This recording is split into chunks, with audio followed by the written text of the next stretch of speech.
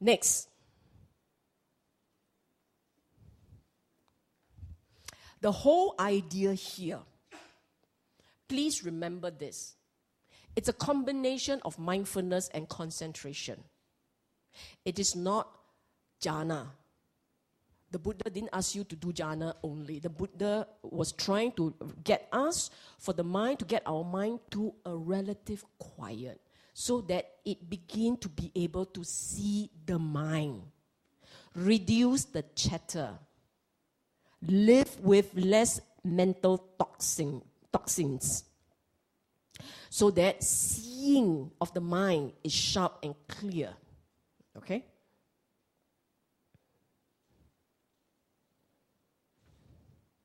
What is the next level? So hang on. This one first. You need the samadhi to keep going for the final step of the practice, which is the realization of nibbana. I keep saying that. The end goal is nibbana. The end goal is not insights. Insights will help you to continue doing the correct thing. With the correct insights, you will want to practice to a point where the mind let go on its own. Without the insights, the mind will have no incentives to practice. You get it? So it is not just about the insights. It's the insights that will help you to move on. Because moving on is the hard part. Getting the insights is the easier part of the practice. You don't believe me.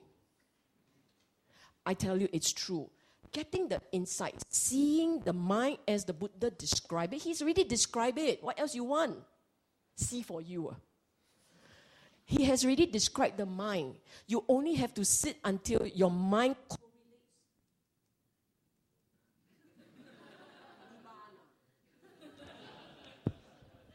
Thank you very much. Go charge this. You only have to see the mind and correlate it to his teaching. What you need to remember is his teaching. Don't get caught up with supplementaries. That's not important.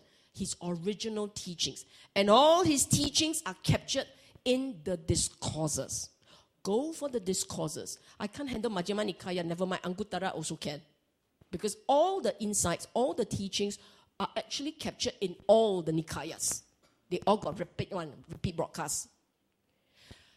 And once the insights become clearer to you, once you begin to understand the insights, that is when you realize, there is no meaning to the clinging.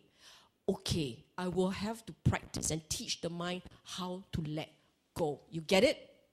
When you begin to teach the mind how to let go, this is the hard part, because you are breaking centuries of habits.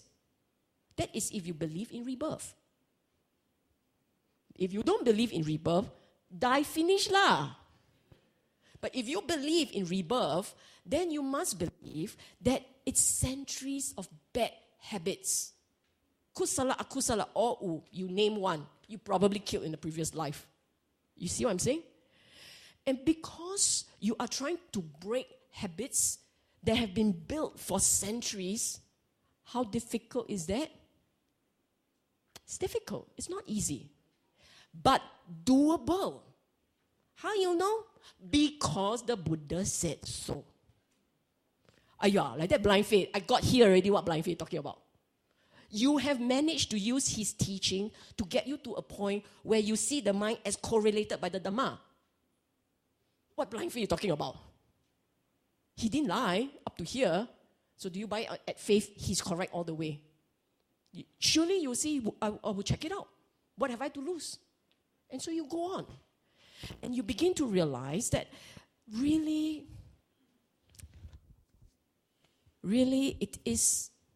it needs to do something else. Remember I said earlier on, I was talking about the conversation between Ananda Buddha, and then the conversation says, you meditate so that you can see the nature of the mind as it is. Then I went on, remember? The mind needs to develop some aversion to delights. Can you imagine? The mind must begin to realize for itself. The mind realizing for itself that delighting, gratification is the problem. It brings you all the way back to the beginning of this class. When I say we spend lives looking for proxy delights. At some point, the mind must realize delighting is a problem. And then every time it delights, it realizes that that's the problem. It has to stop delighting. And when they continue to practice, it will then begin to be averse to delighting. When it becomes averse to delighting, that's the mental state he called nibbida. I think most of us not here yet, huh? Fair to say, Okay. I will move on. There is another rung. This is one rung up. Okay? Now, it is not easy. It is not easy to be able to see delight as not delightful. Some people ask me, then what's the meaning of life?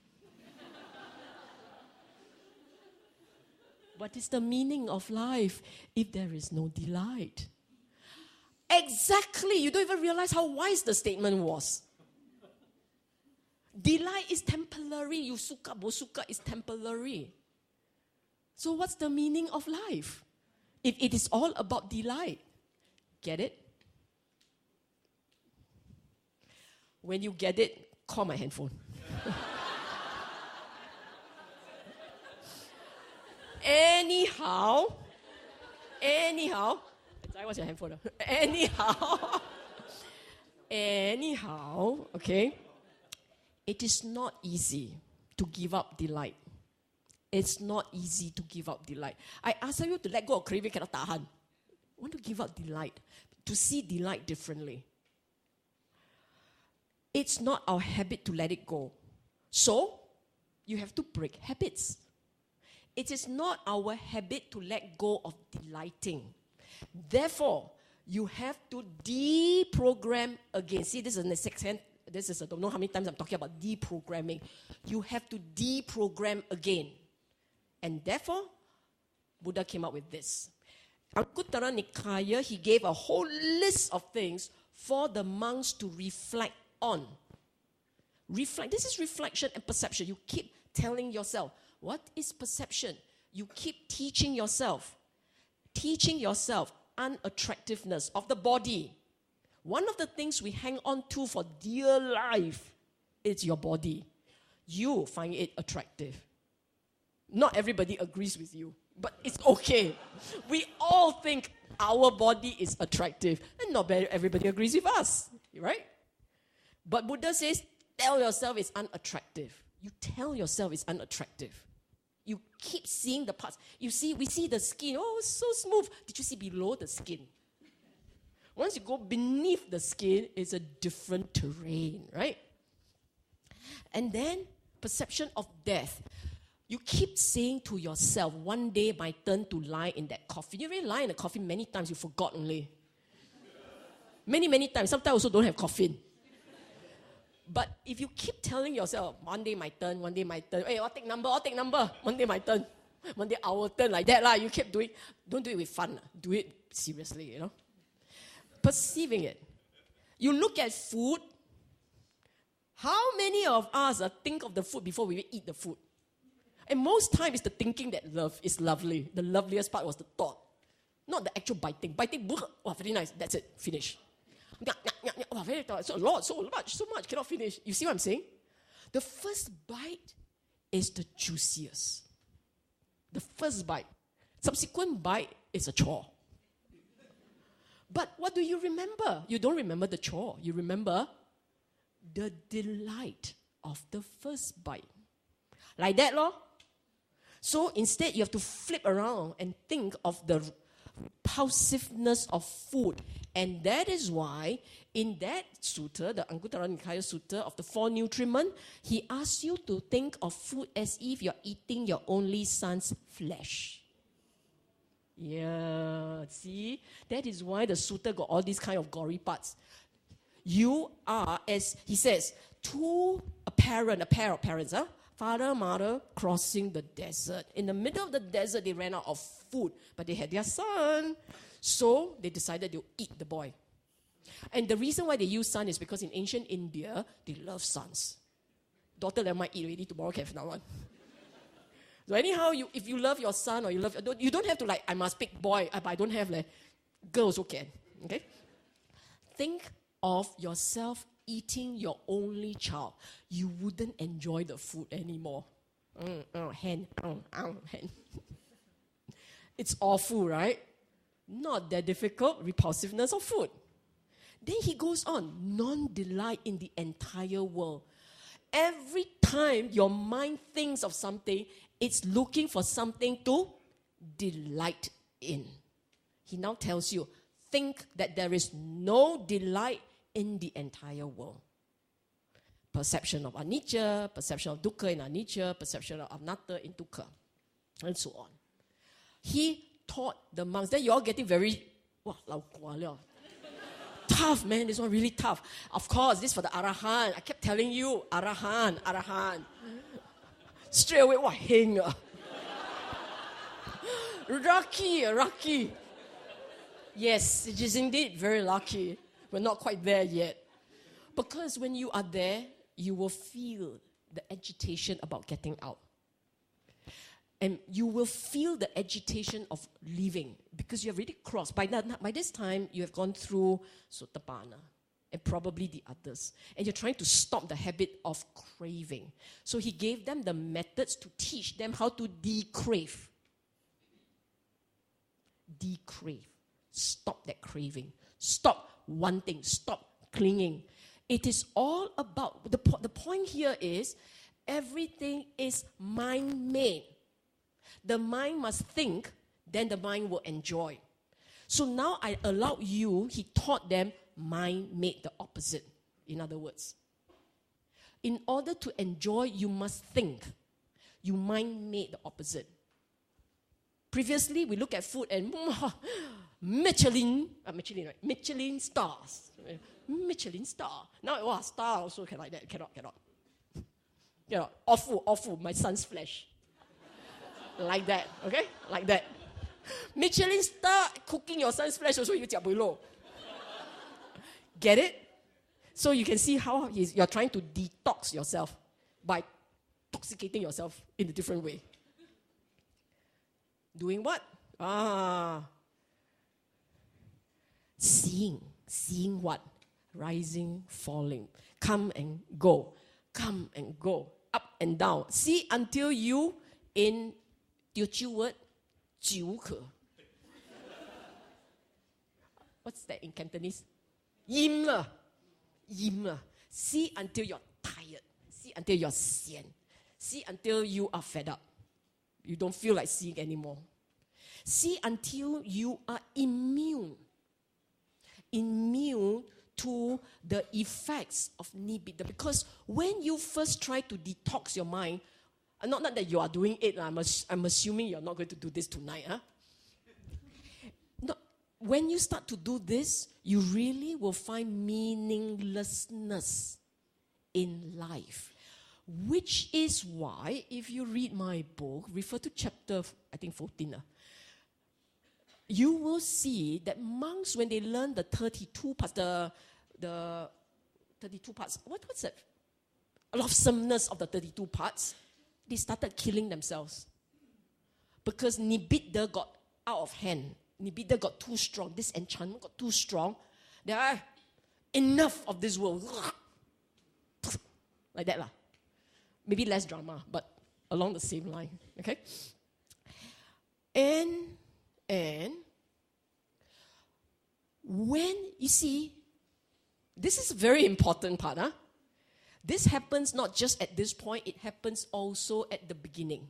When you're entering the stream, all these happen in a slightly different way. You see, when you see a rising and fading away, rising and fading away, and rising and fading away, after a while, you realize that even when you are tasting something, the taste will come and the taste will go. It doesn't last. When you keep registering, the taste will come and the taste will go, the taste will come and the taste will go. After a while, what happened? Taste also like that law. Meaning you don't get very caught up in the taste, in tasting. If you keep staring at it, after a while, you can let go of that flavor. Because you got so used to the flavor, taste, being so impermanent. It comes and it goes and comes and it goes. After a while, you got tired. You wouldn't seek. And so letting it go become more spontaneous. Final parts. Just a few more slides. 2 more advertisement, okay? In Sabha Asava Sutta, Majjhima Nikaya number 2, the Buddha used 7 methods, spoke about 7 methods to help the individual deal with the kind of instincts, habits, thoughts that come up. I don't think I'll go into detail. I will not go into detail. I'm just letting you know what they are. Seeing. Okay, you don't have to worry about the words on the left. I will explain the words on the right. The word seeing there, don't imagine what it means. Okay, those were the words used by the Buddha. I will just explain very quickly what are the things that he taught the monk. He taught the monk to deal with life. The kind of things that flood the person's life, flood the person's mind. The sort of things that flood people's mind, okay? You have views. You have a lot of thoughts. You have views about yourself. So he said, don't pay too much attention to all these thoughts about yourself. Every time you think of yourself in the past, in the present, and the future, you keep thinking of yourself in different time zones. Those thoughts will reinforce in your mind there is an I. So learn not to hold on to thoughts like this. Don't construct these thoughts.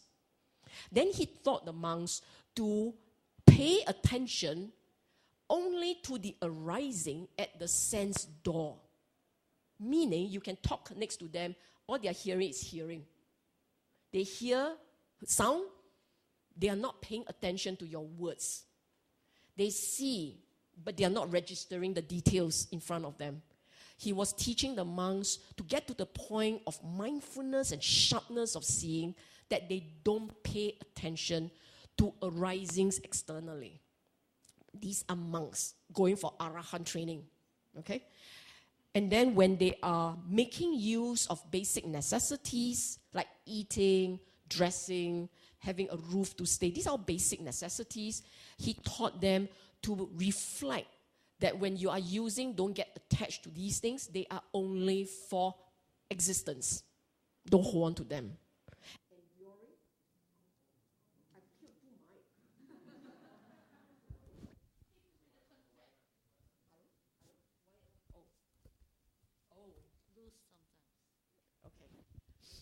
Okay. Enduring. You know, this is very cute. You think about it. If there were a mosquito that somehow sneaked into this room and start buzzing around, how many of you will start feeling itchy? You don't know whether the thing actually landed on you. You just have to see a few coming in, and there is a decent chance that it landed on you, even though it didn't. It landed here. The mind started thinking, can somebody get rid of it? I don't want to panati pata it. So your mind spins. He was telling them, whatever discomfort you experience, just experience, don't think. Don't think too much. When you start thinking, that is when your mind will create stories and you get agitated. Don't get agitated. Endure. Just lun. Okay? avoiding the comforts in life. The moment, these are practitioner monks. I'm not asking all of you to sleep on the floor tonight. The practitioner monks, he's reminding them they need to be able to guard craving, let craving go. And our habit is to lean back to comfort. So he was teaching them to let all the comforts, don't go near the comforts. Let them all go. Don't go near them. Okay? Removing. Come as of us. This removing is when you have lobha, dosa, moha. When there's greed arising, anger arising, he said you are not to tolerate its presence at all. Slice it, drop it. That's how you do it. Many a time when anger arises, we think, we flow with the anger, we get agitated with the anger. He's saying, don't even allow anger to stay. We usually entertain anger. We may not, or we try not to entertain greed. When your practice is pretty decent, you try not to entertain greed. But anger, sometimes you can't help it. It went that way. He says, no, see it, you dropped it, stopped it, right there. Okay, that's for them. And finally, developing is the 7 factors of enlightenment. You constantly develop 7 factors of enlightenment. Okay? Last slide.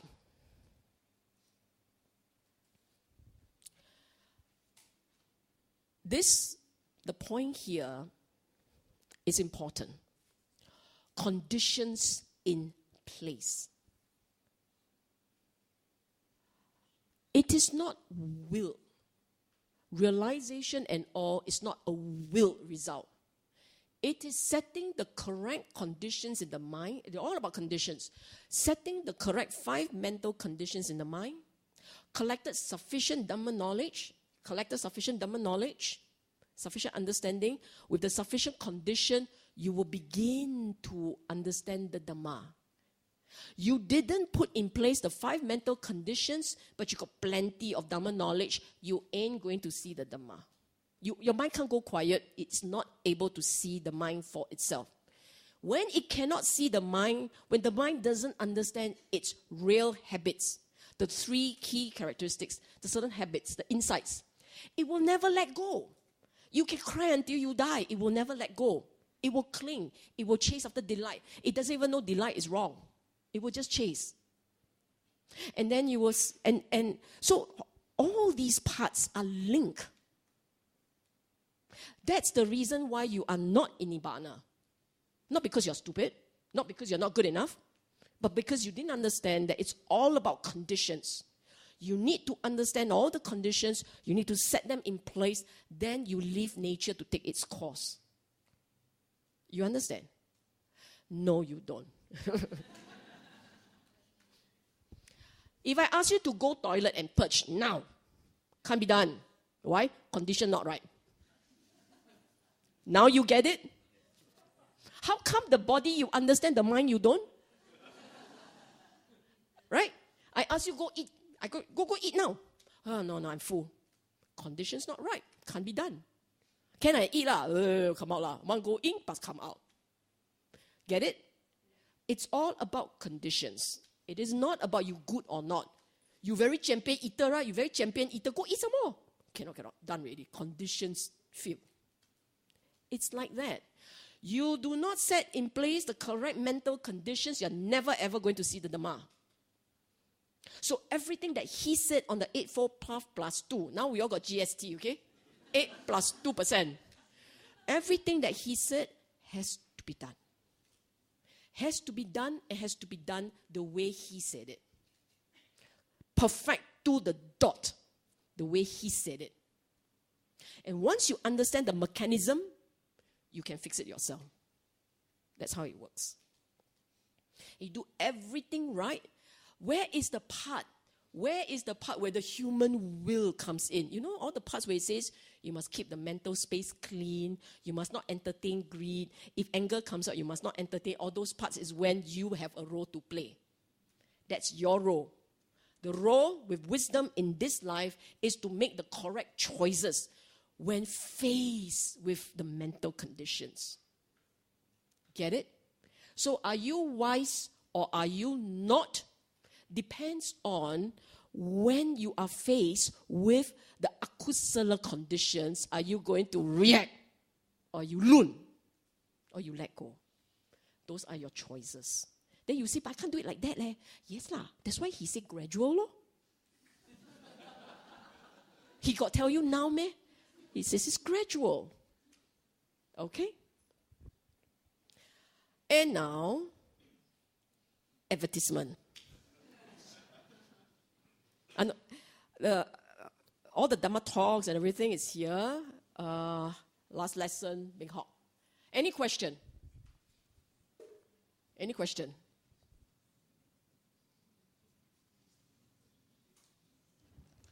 Too much to digest, huh?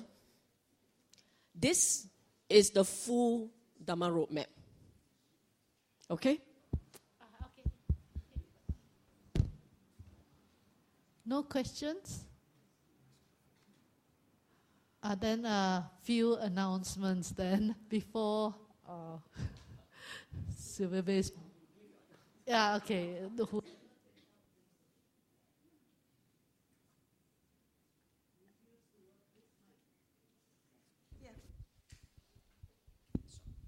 question, right? Yes, got a question. Yeah. You make no, you can finish your question. Yeah, finish your questions first. Yeah, you can shout out your question.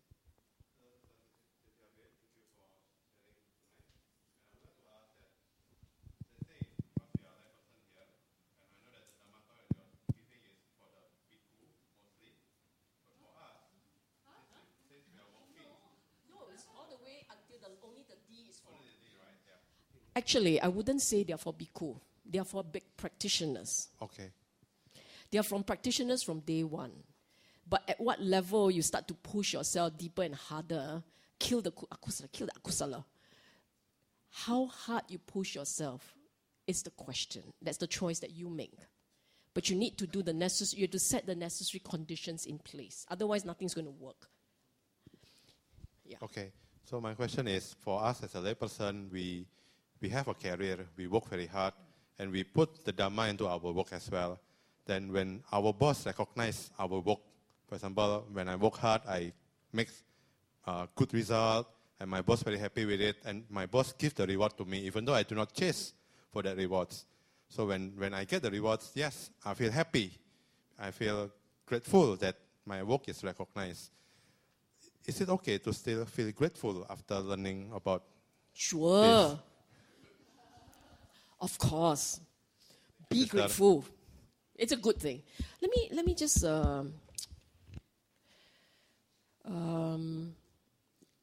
this part was not covered in the talk. Me musing aloud. I'm just mulling over the thoughts aloud, and so it kind of meander a little. But bear with me, okay? What are we trying to fix here? Dukkha, right? It starts off with, if you feel the dukkha, and you wonder why your mind, why am I always experiencing pain? Why do I go through these pain? Okay? And then you say, I want to resolve the pain. So one way of resolving it, I'm talking about human character. One way the human would do it, one pattern of behavior, is to go and seek help from a higher power.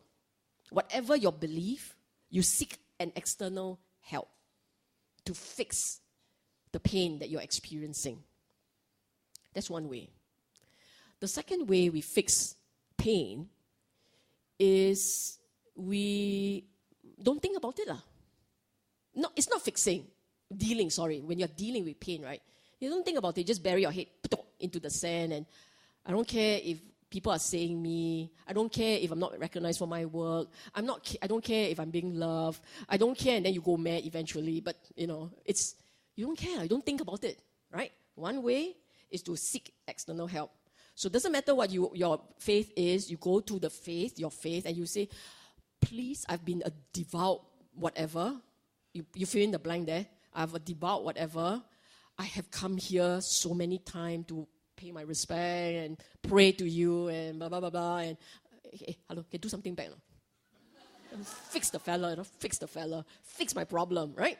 So you go out for help, or you don't think about it, or you seek medical help, or in the Buddha's point is you turn inwards and do it this way. Okay? Now, this, you understand this part, right? What I've said so far, you understand, right? Fixing a mental problem in a tactical way. So right now, I lost my boyfriend, I lost my girlfriend, I'm in so much pain, I grieve every night, you know. And so how? Don't you go meditation, you understand the Dhamma, Eureka, I let him go. Fix. Okay? What? It works, leh. Works, okay? So this is what I call tactical fixing, okay? But you know, if you believe that you die and spring back to life again, not in this form, but in a new arising. If you believe that there is another arising, that arising didn't remember how to fix the problem, right? And in that arising, you may start all over again. Then you run to the same fella, and then you fall in love, and then what do you call it? That's a Chinese word, 重演, what? You know what I mean, So the old movie start again with the new songs and the new culture and the new rhythm and all. Same story, different tune. See what I'm saying? Now, think of this as a life thing. You are born, you live, you get married, or you study. Singapore, primary 1, primary 2, primary 3. You study. And then the next time you come back, the property prices even higher. And then you find job, you graduate, what, a PhD. Everybody PhD already. Very tough, right? You see the dukkha arya satya, you thinking already dukkha arya satya, okay? And then you go to school, you get a decent job, but the machine took over your job, so you're out of a job. And so, I was so dukkha, this life is hell of a terrible. Always out of job because the machine kept taking over. And then, you got sickness and then you die, lor. Then spring again, boom, start. This time not Singapore, this time somewhere else. Somewhere else where, global warming, drought everywhere. Island also disappear. Yesterday I was staying in that island, now no more. Can you see the problem? Can you see arising is dukkha indeed? So you think you can just mess up the climate, it's okay. But you're coming back, leh. Buddhists above all should not be messing up the climate because you're coming back. If you think about it, correct? 是不是我说的有没有道理You might as well now go invest in a boat. So when you come back, go retrieve your boat. Because you will need it then. Now it's cheap, next time very expensive. You see what I'm saying? It will come back again and again. So that's why the Buddha, in many suttas, he said, you have already gone and cried over so many babies. There were a lot of nuns who went crazy when their children died. And then went to the Buddha, and eventually the Buddha said, how many times have you cried over a deceased baby? How many times? Mountains of them. And you're back again. Because why? Halamak, amnesia lah. Complete amnesia, don't remember a thing.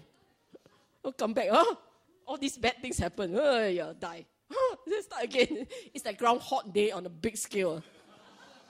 Right? Now, one day, some lives down. Okay, never mind. Next life, one day, next life, you 觉悟了，不是觉悟，enlighten. Then you realize, bo hua, really bo hua. Enough is enough. Let's fix this. And that is where you now make the big decisions. When you learn to really figure out how to switch off the craving habits. Switch it off. And there's no shortcut. He tells you 10, don't go and minus 1 or 2. There's no shortcut. But when you don't get that, when you think it's a good thing to keep coming back, and who knows, luck of the draw, get something called a princess. Who knows? Huh? You know what I'm saying? If you think luck of the draw, you're going to come back princess or prince or king. Hello, do you know there are more paupers than kings in the world? Paupers outnumbered king 1,000,000,000 to 1. You see the problem? How many of you had won, strike, jackpot, first prize? Come clean. Nobody. So what are the odds that in this room got somebody hit jackpot king? Hard, huh? Can you see that? So what are the odds? How many of you never hit jackpot ever? How many? Confess. What, your play? Okay, so you never hit jackpot, right? What are the odds of us hitting the purple prize? Also maybe, hard to say. You see what I'm saying? We live under wonderful conditions. So we can be a bit cocky. No worries, man. Next life, we work it out. Leave it to the next guy to figure the way out, man.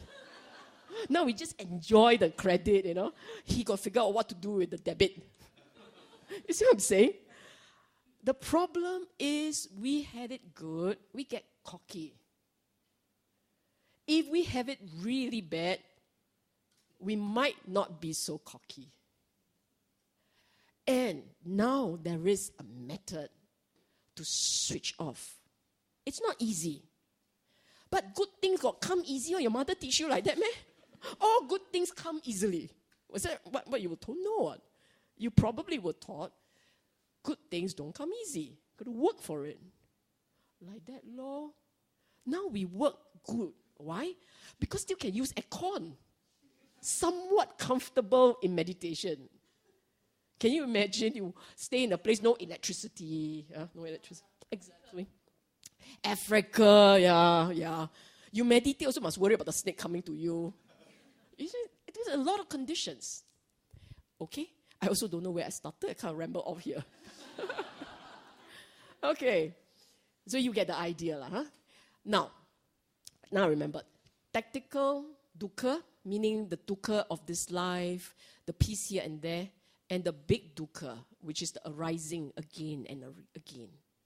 Which one are you trying to fix? Because when you fix the tactical one and you do it damn good, really well, the big one eventually will happen. If you don't even get the tactical one right, your big prize can go crazy. This life, you avoid the bad ones. Next life, you born Buddhist. You guarantee. So if you can't guarantee you'll come back to the Dhamma, you might lose the knowledge. And when you lose the knowledge, like that, Lord. Jike ku jike. Yeah, get messier and messier, more and more confusing. Now it's great. We got the real thing. It could get worse. In fact, no, not it could. Buddha predicted it will get worse. It will happen. Okay? So then it's the individual's choice. What do you want to fix? The mind or the lives? Okay? Thank you. 9:30 we have to stop. It's been 3 hours. Thank you for coming. We will have the books.